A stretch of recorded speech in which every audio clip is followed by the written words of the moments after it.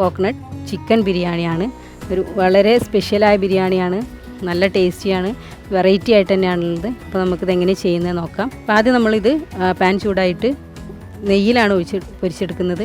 Pan ചൂടായി വന്നിട്ടുണ്ട്. നമുക്കിതിലേക്ക് ഉള്ളി പൊരിക്കാനുള്ള നെയ്യ് ഒഴിച്ചു കൊടുക്കാം. എണ്ണ ചൂടായിട്ടുണ്ട്. ഉള്ളി പൊരിച്ചെടുക്കുക. കരിഞ്ഞു പോവാതെ ഇളക്കിക്കൊണ്ട് നിന്നാലാണിത് കറക്റ്റ് ആ ഒരു കളറിൽ കിട്ടുള്ളൂ. ഏകദേശം ഉള്ളി ഒന്നിങ്ങനെ വയന്ന് വരുന്നുണ്ട്. നല്ലൊരു കളറിലാവണം, അതുവരെ നമുക്ക് വഴറ്റി കൊടുക്കാം.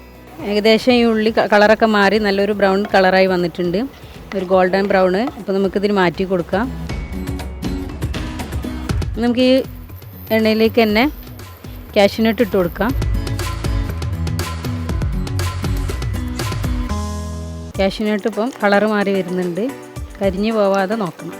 ഇപ്പോൾ ഈ നെയ്യിൽ തന്നെ നമ്മൾ മുന്തിരി വറുത്തെടുക്കുകയാണ്. കളറിൽ തന്നെ പൊരിഞ്ഞിട്ടുണ്ട്. നമുക്കിത് വേറെ പാത്രത്തിലേക്ക് മാറ്റി കൊടുക്കാം. ഇപ്പോഴത്തെ മൂഡ് എന്താണെന്ന് ചോദിക്കട്ടെ ആദ്യം. ടെൻഷനാണോ ഹാപ്പിനെസ് ആണോ? അല്ല, എനിക്ക് സന്തോഷമാണ്. അപ്പോൾ എന്താണ്, ഞാൻ ഇതുവരെ പുറത്ത് ഈ ഒരു റെസിപ്പി വിട്ടിട്ടില്ല, അതാണ് ഇതിൻ്റെ ഒരു സ്പെഷ്യൽ. പിന്നെ എന്ന് പറഞ്ഞിട്ടുണ്ടെങ്കിൽ ഞാൻ സ്വന്തമായിട്ട് കണ്ടെത്തിയൊരു ബിരിയാണിയാണ്. എനിക്കിതിൻ്റെ ടെൻഡർ കോക്കനട്ട് ചിക്കൻ ബിരിയാണിയാണ്. മസാലയ്ക്കുള്ള പാത്രം വെച്ച് ചൂടായിട്ടുണ്ട്. നമുക്കിതിലേക്ക് ഓയിൽ ഒഴിച്ച് കൊടുക്കാം. ഇനി ഇതിലേക്ക് നമുക്ക് ഇത് ചൂടായി വന്നിട്ടുണ്ട്. ഇതിലേക്ക് നമുക്ക് ആവശ്യമായ ഇഞ്ചി പേസ്റ്റ് ഇട്ട് കൊടുക്കാം. ഇഞ്ചി മൂത്ത് വന്നിട്ടുണ്ട്. ഇനി ഇതിലേക്ക് നമ്മുടെ വെളുത്തുള്ളി പേസ്റ്റും കൂടി ഇട്ട് കൊടുക്കാം. അപ്പോൾ ഇതിലിട്ട വെളുത്തുള്ളി നല്ലപോലെ മൂത്ത് വന്നിട്ടുണ്ട്. ആ പച്ചമണമൊക്കെ ഒന്ന് മാറിയിട്ടുണ്ട്. ഇനി നമുക്കിതിലേക്ക് ആവശ്യമായ വലിയ ഉള്ളി കട്ട് ചെയ്ത് വെച്ചത് ഇട്ട് കൊടുക്കാം. നല്ലപോലെ കുഴഞ്ഞ് വരട്ടെ. ആ സമയം നമുക്ക് ഇതിലേക്കുള്ള ചിക്കൻ വേവിച്ചെടുക്കാം. അപ്പോൾ നമ്മൾക്ക് ചിക്കൻ വേവിച്ചെടുക്കാം. ബിരിയാണിയിലേക്ക് ആവശ്യമായ ചിക്കൻ, മഞ്ഞൾപ്പൊടി, ഗരം മസാല, കുറച്ച് മുളക് പൊടി ഇട്ട് കൊടുക്കാം. നല്ലപോലെ മിക്സ് ചെയ്യാം. കുക്കർ അടച്ച് വെച്ച് 2 വിസിൽ വരുന്നവരെ വേവിക്കാം. ഉള്ളി കുറച്ചൊന്ന് വയന്ന് വന്നിട്ടുണ്ട്. വാടി വന്ന ഈ ഉള്ളിയിലേക്ക് നമുക്ക് പച്ചമുളക് ഇട്ട് കൊടുക്കാം. നല്ലപോലെ ഇളക്കി ഇതിൻ്റെ പച്ചമണം ഒന്ന് മാറണ വരെ നല്ലപോലെ ഇളക്കി കൊടുക്കുക. നമുക്കിതിലേക്ക് ആവശ്യമായ തക്കാളി ഇട്ട് കൊടുക്കാം. ഇതിലേക്ക് ആവശ്യമായ കറിവേപ്പിൻ്റെ ഇല ഇട്ട് കൊടുക്കാം. പുതിന ഇടാം, മല്ലിച്ചപ്പിടാം. ഇനിയിപ്പോൾ ഇതിൽ നമ്മൾ തൈര് ചേർക്കുന്നില്ല എന്ന് പറഞ്ഞിട്ടുണ്ടായിരുന്നു. അപ്പോൾ നമ്മളതിന് പകരം എടുത്ത് വെച്ച ഇളന്നി നല്ലപോലെ അരച്ച പേസ്റ്റാണ്. ഇത് ഇളന്നി മാത്രം അരച്ച പേസ്റ്റാണ്. അപ്പോൾ നമുക്കിത് ഇതിലിട്ട് കൊടുക്കാം. ആ തൈരിൻ്റെ ഒരു കൺസിസ്റ്റൻസിയിലാണ് ഇതിൽ നിൽക്കുക. ചെറുനാരങ്ങൻ്റെ നീര് ചേർത്ത് കൊടുക്കണം. ഇതിലേക്ക് നമ്മൾ വേവിച്ച് 2 വിസിലടിച്ച് വെച്ച ചിക്കൻ ഉണ്ട്, അത് നമ്മൾ ഇതിലേക്ക് ചേർത്ത് കൊടുക്കാം. ഈ മസാല റെഡിയാവുന്ന സമയം കൊണ്ട് നമുക്ക് ചോറ് തയ്യാറാക്കാം.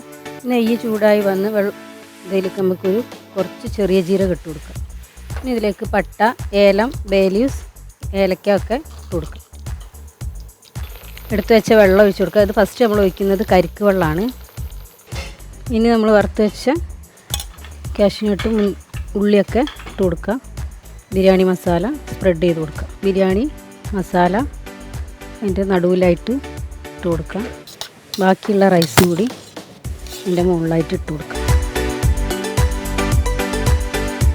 ഇനി ഇതൊന്ന് എല്ലായിടത്തും സ്പ്രെഡാക്കി കൊടുത്ത് പൊരിച്ച ഉള്ളി, അണ്ടിപ്പരിപ്പും മുന്തിരിയൊക്കെ കുറച്ചൊന്ന് സ്പ്രെഡ് ചെയ്ത് കൊടുക്കുക. കുറച്ച് മസാല അതിൻ്റെ മേലെ സ്പ്രെഡ് ചെയ്യാം. മുന്തിരിയും ഉള്ളിയും കാഷ്യൂനട്ടൊക്കെ ഇട്ട് കൊടുത്ത് ഇതൊന്ന് കുറച്ച് സമയം ചെറിയ ചൂടിൽ ദം ചെയ്യാം. Tender coconut chicken biryani dum ചെയ്ത് വെച്ചതാണ്. നമുക്കിനി ദം പൊട്ടിച്ച് ടെൻഡർ കോക്കനട്ട് തന്നെ നമുക്ക് നിറയ്ക്കാം. ഇതൊരു എന്താ പറയുക, ഒരു സ്റ്റൈലിന് വേണ്ടിയിട്ടാണ്. പിന്നെ അങ്ങനെ എടുത്ത് കഴിക്കാനൊന്നും ഇതാവില്ല. പക്ഷെ നമുക്ക് അതിന് വേണ്ടിയിട്ട് ജഡ്ജസിന് കൊടുക്കാൻ വേണ്ടി നമ്മൾ കുറച്ച് അതിൻ്റെ മസാലയും കാര്യങ്ങളൊക്കെ ഫ്രണ്ടിലും വെക്കാം.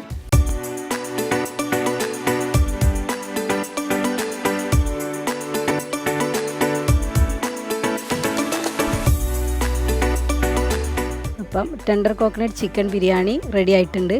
ഇതൊരു സ്റ്റൈലിന് വേണ്ടിയാണ് ഇപ്പം നമ്മൾ കോക്കനട്ടിൽ ഇത് നിറച്ചിട്ടുള്ളത്.